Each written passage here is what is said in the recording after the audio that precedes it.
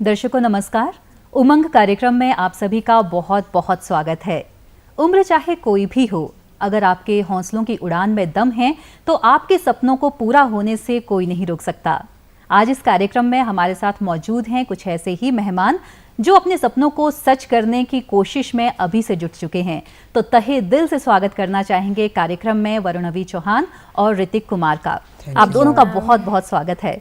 और ऋतिक और वरुणवी कहते हैं बच्चे मन के सच्चे, और जितने सच्चे ये मन के होते हैं ना बच्चे, उतनी ही सच्चाई के साथ, मेहनत के साथ वो किसी काम को करने की अगर ठान लेते हैं तो उसे पूरा करके ही रहते हैं। तो आप दोनों के सपनों के पीछे छिपी मेहनत को आज हम और हमारे तमाम दर्शक जानेंगे आपकी ही जुबानी। लेकिन उससे पहले थोड़ा सा आपके बारे में हम जानते हैं। आप तैयार हैं दोनों? जी बिल्कुल। तो वरुणवी, बहुत पसंद आया मुझे आपका नाम। तहे दिल से मैं कहूँगी कि बहुत अच्छा लगा जब ये नाम सुना मैंने। और बहुत ज़रूरी है कि बच्चों को अपने नाम का मतलब पता हो। आपसे जानना चाहेंगे आपके नाम का मतलब क्या है, और जो आपके नाम का अर्थ है क्या वो आपकी पर्सनैलिटी को बताता है? कहते हैं कि आपके नाम का असर आपकी छवि में, आपकी पर्सनैलिटी में दिखता है। क्या कहेंगी आप इस पर? तो सबसे पहले तो मैं अपने नाम का मतलब बताना चाहूँगी। तो वरुणवी मतलब गॉडेस लक्ष्मी, माँ लक्ष्मी। तो अब मैं अगर इसको अपनी पर्सनालिटी के साथ मैच करना चाहूँ तो मुझे कहीं ना कहीं लगता है कि ये मेरी पर्सनालिटी को बिल्कुल सूट करता है। और मुझे मेरा नाम बचपन से ही काफ़ी ज़्यादा पसंद है। अब सब मुझे अप्रिशिएट करते हैं कि ये काफ़ी ज़्यादा यूनिक है and I totally love my name. So अब मैं बताऊं कि ये मेरी पर्सनैलिटी को सूट करता है तो जी हाँ करता है, क्योंकि बचपन से ही मेरी फैमिली ने मुझे इंस्पायर किया है कि मतलब मैं उनके लिए, और मेरा नाम, मैं और मेरा लक उनके लिए हमेशा लकी रहा है। तो जी मेरा नाम बिल्कुल मुझ पे सूट करता है। जी। अब वरुणवी के बाद हम जाना चाहेंगे ऋतिक के पास। ऋतिक, आपसे हम जानना चाहेंगे, स्टूडियो के बाहर हमने आपकी आवाज़ सुनी, बहुत ही खूबसूरत आवाज़ के मालिक हैं आप, बहुत मज़ा आया आपकी आवाज़ सुनकर। तो इतना सा तो हमने बता दिया अपने तमाम दर्शकों को कि आप सिंगिंग का शौक़ रखते हैं। आपके परिवार के बारे में जानना चाहेंगे, कौन कौन परिवार में हैं, कहाँ से बिलोंग करते हैं आप? थोड़ा बचपन के बारे में बताइए अपना, जब आप इससे भी छोटे थे। मेरा नाम ऋतिक कुमार है जी। और मैं टूटू का रहने वाला हूँ। जी। टूटू शिमला का। और मैम मेरे परिवार में मम्मी पापा, बहन भाई और दादी दादा है। जी। और मैम जो ये संगीत की परंपरा है, ये मेरे ख़ानदानी काम है, गाना बजाना। जी। तो हमारे ख़ानदानी काम से ही ये संगीत के कारण ही रोजी रोटी चलती है। जी। तो मैम जो मेरे पापा के दादाजी थे वो संगीत में ही जुड़े हुए थे और कई सालों से ये परंपरा चलती आ रही है। तो मैम जो मेरे पापा जी के दादाजी थे तो वो मेरे पापा जी को सिखाना चाहते थे संगीत। फिर जो मेरे पापा जी के पापा थे उन्होंने पापा की शादी छोटी उम्र में करा दी, तो वो अपने संगीत में आगे बढ़ नहीं पाए। जी। तो यानी कि परिवार में ऐसा माहौल मिला आपको, संगीत का माहौल था, तो इसीलिए आप भी संगीत में माहौल में अपने आप को आप पूरा डिवोट कर दिया आपने कि आपको भी संगीत में ही आगे बढ़ना है। जी जी। तो वरुणवी, अब आपके पास फिर से आना चाहेंगे। 8th स्टैंडर्ड में आप हैं और काफ़ी सारी एक्टिविटीज़ में आप इन्वॉल्व रहती हैं। और ऐसा नहीं है कि स्टडी की ही बात करें, आप चाहे घर के कामों की बात की जाए या फिर सोशल वर्क की बात की जाए, सब में इन्वॉल्वमेंट आप रखती हैं अपनी। थोड़ा सा आपसे जानना चाहेंगे आपके परिवार के बारे में। घर में कौन कौन हैं, कितनी हेल्प करती हैं आप उनकी काम में, और कितना खुश रहते हैं वो, और अगर कभी नाराज़ हो जाए तो कैसे खुश करती हैं उनको? ओके, तो सबसे पहले मैं अपनी फैमिली के बारे में बताऊं तो शिमला में मैं एक न्यूक्लियर फैमिली में रहती हूँ। बट जब हम गांव जाते हैं तो हम मिलके एक जॉइंट फैमिली बन जाते हैं। तो अगर मैं अपनी न्यूक्लियर फैमिली की बात करूँ तो मेरे पापा मिस्टर हेमराज चौहान, एंड मेरे मम्मा मिसेस सीमा चौहान, एंड मैं वरुणवी चौहान, एंड एक मेरा छोटा भाई अद्वैत। तो अब मैं आगे अपनी फैमिली के बारे में बताऊं तो एक्चुअली माय फैमिली वो मेरे लिए सबसे बड़ी एक इंस्पिरेशन रही है। तो उनके लिए हमेशा, अब वो मुझे हमेशा हर चीज़ में मतलब हमेशा मेरे साथ है। So I am very much thankful to them. जब बारी मेरी आती है सामने से हेल्प करने की, तो मैं हमेशा ट्राई करती हूँ कि मैं अपना 100% दूँ उन्हें हेल्प करने में, उन्हें सपोर्ट करने में।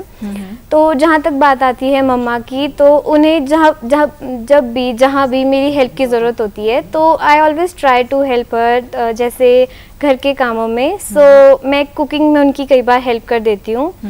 पापा की बात करें तो एक्चुअली उनकी हेल्प से ज़्यादा मुझे उनकी हेल्प चाहिए होती है। जैसे मुझे राइटिंग में हमेशा उनकी हेल्प चाहिए, उनके बिना I couldn't write even a single word. तो हमेशा मतलब I always try to help them, and अगर वो कभी नाराज़ हो जाएं तो आई ऑलवेज ट्राई माई 100%, मतलब गिव ऑलवेज माई बेस्ट कि उन्हें मैं मनाऊं, एंड वो हमेशा ऐसे हैं कि मान जाते हैं। तो वैसे भी पापा के लिए उनकी बेटी परी की तरह होती है और वो नाराज बहुत कम रहते हैं। शौक जानना चाहेंगे वरुण अभी, आपके कौन कौन से शौक हैं आपके? हाँ जी, तो सबसे पहले मैं अपने शौक के बारे में बताऊं तो मैं लिखने में बहुत ज़्यादा मेरा शौक है। मतलब बचपन से ही मुझे जिस चीज़ में सबसे ज़्यादा इंटरेस्ट आया है या जिसमें मुझे जो काम करने मुझे सबसे ज़्यादा मज़ा आता है वो राइटिंग है। अपनी इमेजिनेशन या अपनी स्टोरीज़ को एक डायरी या स्टोरीज़, मतलब जो भी मैं सोचती हूँ उसको स्टोरीज़ या डायरी के रूप में एक्सप्रेस करना, वो मुझे बचपन से काफ़ी ज़्यादा पसंद आया है। एंड रोज़ मैं डायरी भी लिखती हूँ। तो लाइक शौक के बाद अब मैं अपने दूसरे शौक की बात करूँ तो मुझे पढ़ना बहुत अच्छा लगता है। वो बुक्स हो किसी भी तरह की हो, बायोलॉजीज़, लाइफ स्टोरीज़, मुझे पढ़ना बहुत अच्छा लगता है क्योंकि उससे हमें नेक्स्ट लेवल इंस्पिरेशन ही मिलती है। उसके बाद मैं अपने शौक की बात करूँ तो मुझे घूमने फिरने का बहुत शौक है क्योंकि एक्चुअली हम एक ऐसी कंट्री में रह रहे हैं जहाँ की डाइवर्सिटीज़, कल्चर्स, फूड, ड्रेसेस या लोग बहुत सारे, मतलब बहुत अलग अलग तरीके के हमारे पास है। अब हम अगर हिमाचल की बात करें तो हमारे पास यहाँ पर ही बहुत सारी डाइवर्सिटीज़ या हमारा कल्चर बहुत अच्छा है। तो मुझे घूमना फिरना, प्लेसेस को एक्सप्लोर करना, फूड एक्सप्लोर करना, मुझे ये सब मेरे शौक है। जी, फिर से आएंगे आपके पास। अब ऋतिक से जानना चाहेंगे इनके बारे में। ऋतिक, किस उम्र में आपने गाना शुरू कर दिया और आपके क्या क्या शौक हैं गीत संगीत के अलावा? मैम, मेरा शौक यही है कि मैं संगीत को बहुत आगे तक लेके जाऊं। तो मैम, जब मैं छोटा था तो मेरे पापा मेरे को छोटे से प्रैक्टिस करवाते थे, रियाज तो करवाते नहीं थे क्योंकि उनको इतनी ज़्यादा नॉलेज ही नहीं थी जी। तो मैम वो मेरे को सॉन्ग ही वगैरह करवाते थे। तो मैम जब थोड़ा मैं बड़ा होता गया तो फिर मैम मेरे ऊपर मैम ज़्यादा फोकस करा। तो मैम उसके बाद अभी मेरे को 2 या 3 साल हो गए होंगे मैम एकेडमी ज्वाइन किए हुए। तो उनके दोस्त हैं मेरे पापा जी, गुरुजी, उनके पास मेरे को एकेडमी ज्वाइन की जी। तो स्कूल टाइम में भी आपको कब रियलाइज़ हुआ कि हाँ, गीत संगीत में आपको अपना फ्यूचर बनाना चाहिए, अपना करियर बनाना चाहिए? स्कूल में किस तरह से आपको टीचर्स ने इंस्पायर किया कि आपकी आवाज़ बहुत अच्छी है? जैसे कि मैम कोई प्रोग्राम होता था तो मैम टीचर मेरे को बोलते थे कि आ जाओ ऋतिक, आपके लिए आप सॉन्ग गाएंगे। कुछ भी जैसे कि प्रेयर होती थी तब भी बोलते थे कि आप सॉन्ग गाएंगे। तो मतलब मैम मेरे को ऐसे बोलते थे कि आप करेंगे तो संगीत में कुछ करेंगे, आप संगीत में आगे जाएंगे जी। तो मैम मेरे को पूरा सपोर्ट करते थे जी। तो कहते हैं ना कि गुरु को पता होता है कि उसके शिष्य में कितनी कैपेबल है स्टूडेंट और कितना वो कर सकता है। बढ़िया, एक सही मार्गदर्शन जो है वो गुरु ही देता है शिष्य को। आपकी आवाज़ में गीत सुनना चाहेंगे ऋतिक, हम क्या सुनाएंगे आप? कव्वाली सुनाएंगे आफरी आफरी। बिल्कुल।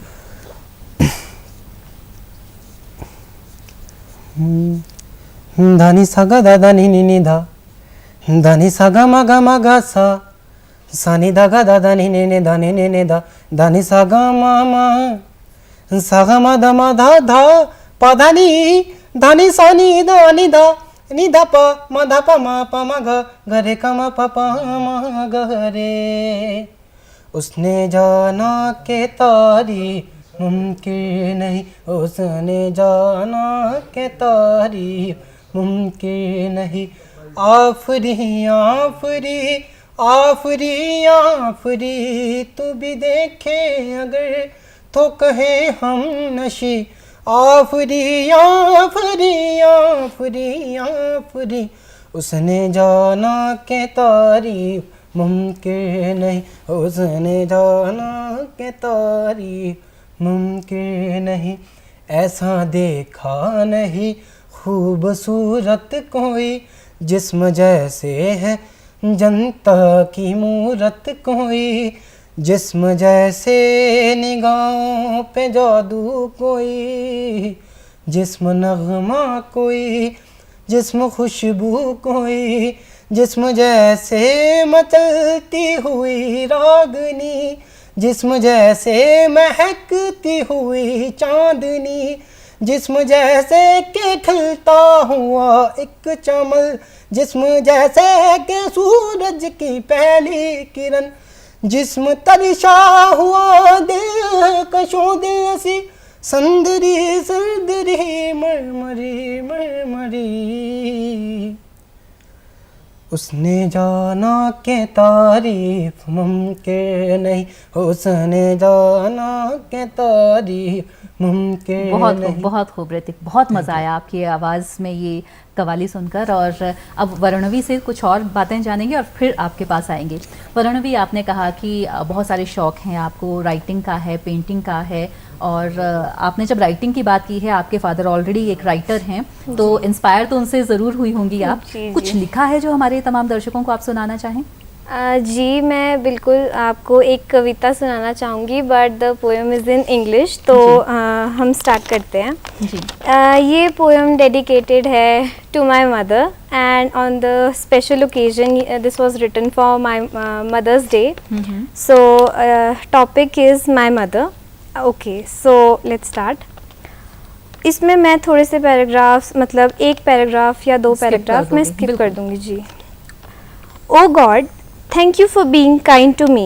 The gift I got is she, my mother. To me, your face seems brighter than moon. I remember the naps that I took with you in noon. Oh mother, your face, clothes, hairs and vermilion makes you unique in million. Oh mother. Oh God, thank you for being kind to me. She carried me for months in her stomach. Got her as my mother is my luck. Oh mother, you raised me like a diamond even when my strength had came to an end. Corrected my every mistake and been abandoned to my ache.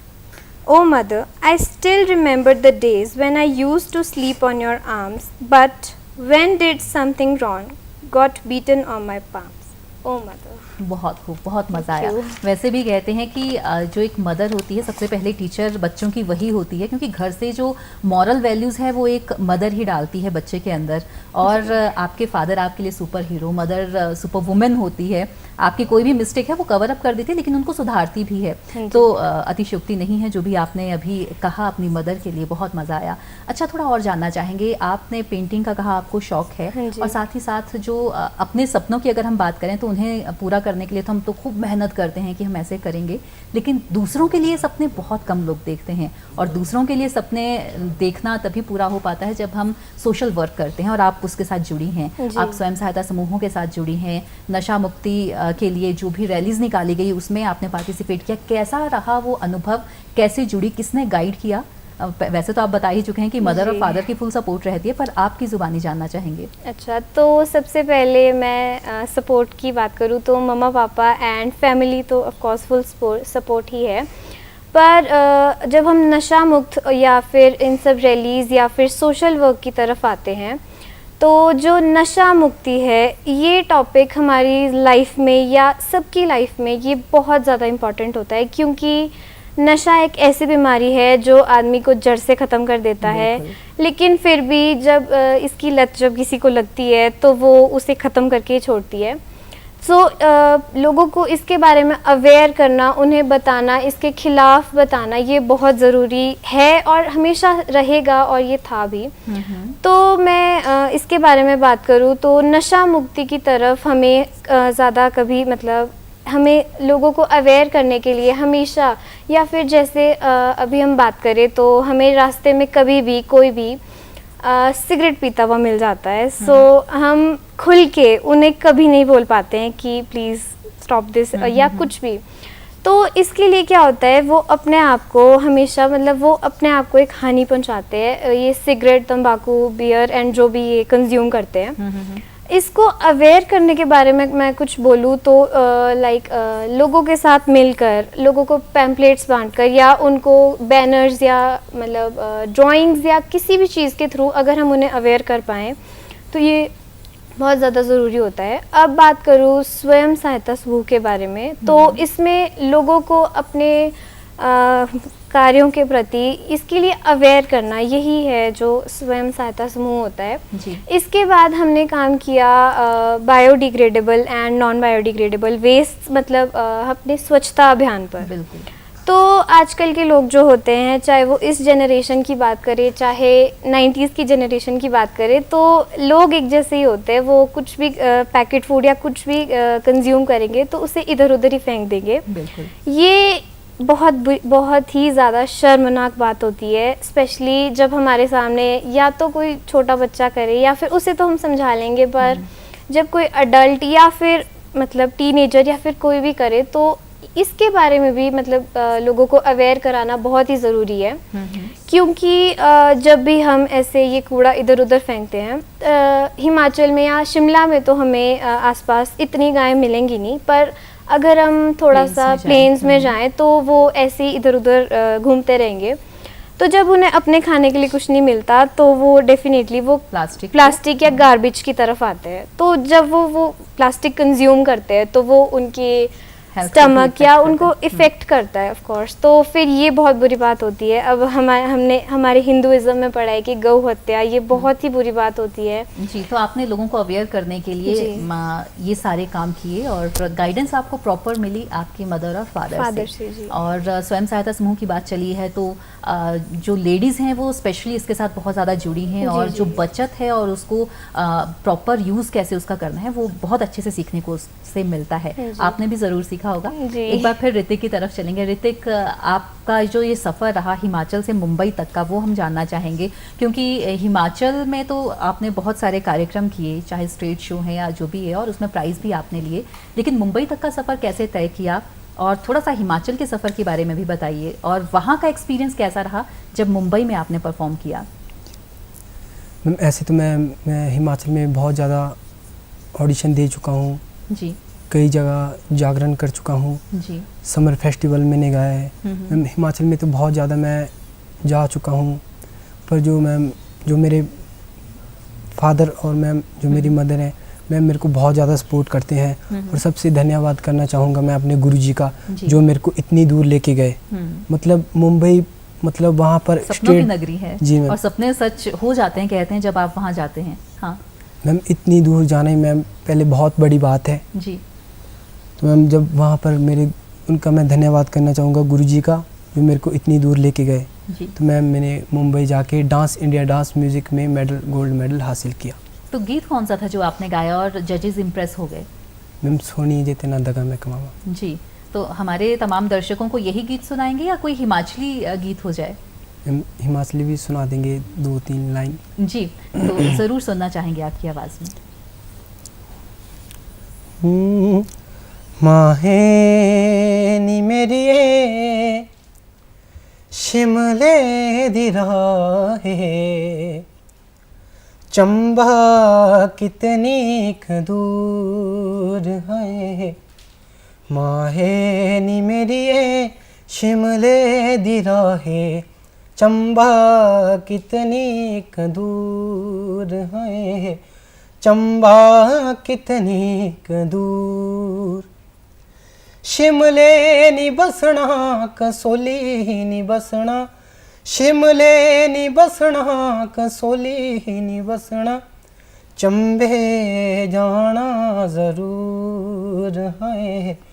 चंबे जाना ज़रूर। माहे नी मेरी शिमले दी राहे चंबा कितनी दूर है। बहुत खूब। चंबा कितनी दूर। जब हिमाचली गीत सुनते हैं तो अपनी मिट्टी के ऐसा लगता है और ज़्यादा करीब आ गया, और संस्कृति जो है वो हमारे फोक म्यूज़िक में ही हमें देखने को मिलती है, और उसकी फोक म्यूज़िक के ज़रिए हम जिंदा रख पाए हैं अपनी संस्कृति को काफ़ी हद तक। कुछ और बताना चाहेंगे? आपने डांस इंडिया डांस म्यूज़िक में पार्टिसिपेट किया तो आपको गोल्ड मेडल मिला, तो कौन कौन आए थे, कितने स्टेट से आए थे लोग, या अगर हम कंट्रीज़ की बात करें थोड़ा बताइए हमें। मैम कंट्री से मैम कोई 25-26 मैम कंट्री से मैम बच्चे आए थे। तो मैम हम गुरुजी हमारे को मैम पहले ही प्रैक्टिस करवा के उन्होंने बहुत अच्छे से प्रैक्टिस करवाई। यानी कि काफ़ी लोग थे और उनके बीच में आप जो थे वो फर्स्ट नंबर पे आए। जी वरुण, अभी अब आपसे जानना चाहेंगे, आपने बताया कि इंस्पिरेशन आपको फादर से मिली, मदर से मिली, हमेशा वो कभी पीछे नहीं रहते हैं आपको इंस्पायर करने से, आप छोटे छोटे कामों को लेकर उनकी हेल्प लेती रहती हैं और उनकी भी हेल्प करती हैं। स्कूल का अब जानना चाहेंगे, आपके फ्रेंड सर्कल के बारे में, स्कूल में स्टडी में आपकी परफॉर्मेंस कैसी रही, क्योंकि कई बार हम अपना चीज़ों को, अपना जो फोकस है वो भी हमारा हिल जाता है, क्योंकि हम 2-3 जगह अगर ध्यान अपना डाइवर्ट कर दें तो हम 100% नहीं दे पाते हैं। आपके साथ ऐसा हुआ, या टीचर्स का कितना अहम रोल रहा आपको आपके गोल तक ले जाने में?